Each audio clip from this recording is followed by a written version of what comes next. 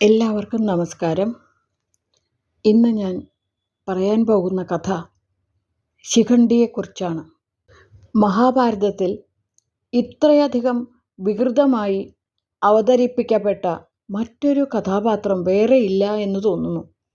അംബയുടെ പ്രതികാരത്തിൻ്റെ പുനർജന്മമായി ഭീഷ്മരെ നിഗ്രഹിക്കാനായി ദ്രുപദന് ഹോമാഗ്നിയിൽ പിറന്ന ഒരു നപുംസക ജന്മമാണോ ശിഖണ്ഡി?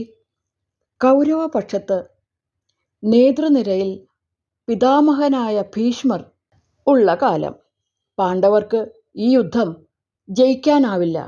ഈ സത്യം ദുര്യോധനനും അറിയാം. ഭീഷ്മരെ പരാജയപ്പെടുത്താൻ ഒരാൾക്കേ കഴിയൂ, അത് ശിഖണ്ഡിക്ക് മാത്രം. ശിഖണ്ഡിയെ മുൻനിർത്തിയാണ് അർജുനൻ ഭീഷ്മരെ വീഴ്ത്തുന്നത്. പുരുഷനും സ്ത്രീയുമല്ലാത്ത ഒരാളുമായി യുദ്ധം ചെയ്തുകൂടാ. ഈ യുദ്ധനീതി ഇരിക്കെ ആണും പെണ്ണുമല്ലാത്ത ശിഖണ്ഡിയെ അർജുനൻ്റെ തേർത്തട്ടിൽ കണ്ട ഭീഷ്മർ ആയുധം താഴെ വയ്ക്കുമ്പോൾ ശിഖണ്ഡിക്ക് പിന്നിൽ മറഞ്ഞു നിന്ന അർജുനൻ ഭീഷ്മർക്ക് നേരെ അസ്ത്രം തൊടുക്കുകയും ഭീഷ്മരെ ശരശയ്യയിലേക്ക് വീഴ്ത്തുകയും ചെയ്യുന്നു.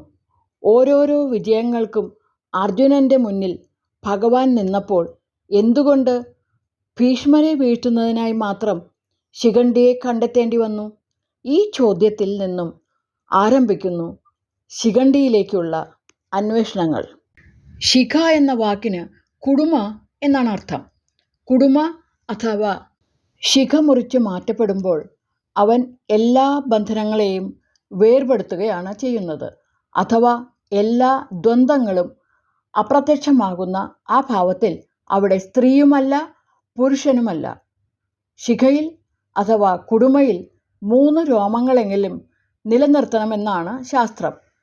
അവ ഗുരു, ശാസ്ത്രം, ഈശ്വരൻ എന്നിവയെ പ്രതിനിധാനം ചെയ്യുന്നു. ഒടുവിൽ ഇവ 3നെയും മുറിച്ചു മാറ്റിയുള്ള ആ യാത്ര ആരംഭിക്കുന്നത് സന്യാസത്തിലേക്കാണ്, പരമമായ സത്യത്തിലേക്ക്. സർവസംഗ പരിത്യാഗിയായി കാമ്യാണാം കർമ്മണ ന്യാസം സമൃഗ്ന്യാസം സന്യാസം. ശിഖണ്ഡിയിൽ ഈ ഭാവത്തെ ദർശിക്കുമ്പോഴാണ് ഭീഷ്മർ ആയുധം താഴെ വയ്ക്കുന്നത്. ആരാണ് ഭീഷ്മർ? ഭീഷ്മരെ കൂടി ചേർത്ത് മനസ്സിലാക്കുമ്പോൾ താത്വികമായ ഒരു ദർശനതലം വ്യാസൻ നമുക്കായി തുറന്നു വയ്ക്കുന്നു.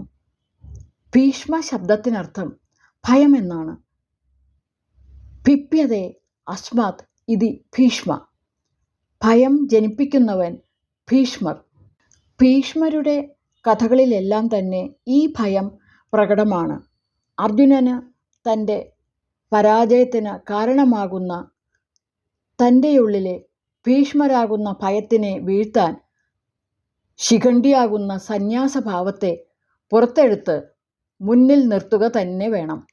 അഥവാ ഗുരു, ശാസ്ത്രം, ഈശ്വരൻ എന്ന 3 ബന്ധനങ്ങൾ മുറിച്ചു മാറ്റിയ സന്യാസ അതായത് ശിഖണ്ഡി ഭാവത്തെ മുൻനിർത്തി അർജുനന് കീഴ്പ്പെടുത്തേണ്ട ശക്തി ഒന്നേയുള്ളൂ, അത് ഭീഷ്മരാകുന്ന ഭയം മാത്രം.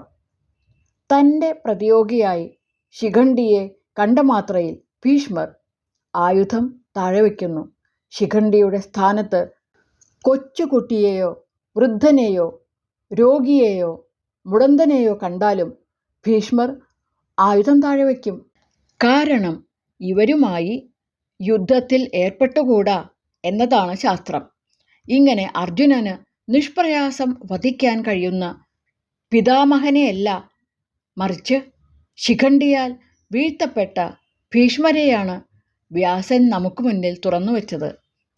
മുണ്ഡനം ചെയ്ത തലയുമായി പോർമുഖത്ത് നിസ്സംഗനായി നിലയുറപ്പിച്ച ഒരു സന്യാസവര്യനായ ശിഖണ്ഡിയെ അവതരിപ്പിക്കാൻ വ്യാസന് ഒരു മടിയുമുണ്ടായില്ല.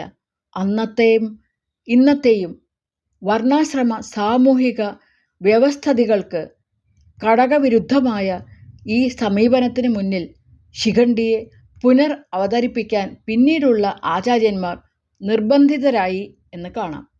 അവിടെ ശിഖണ്ഡി പുനർജനിച്ചു, പൂർവജന്മത്തിലെ അംബയായി, നപുംസകമായി. നന്ദി.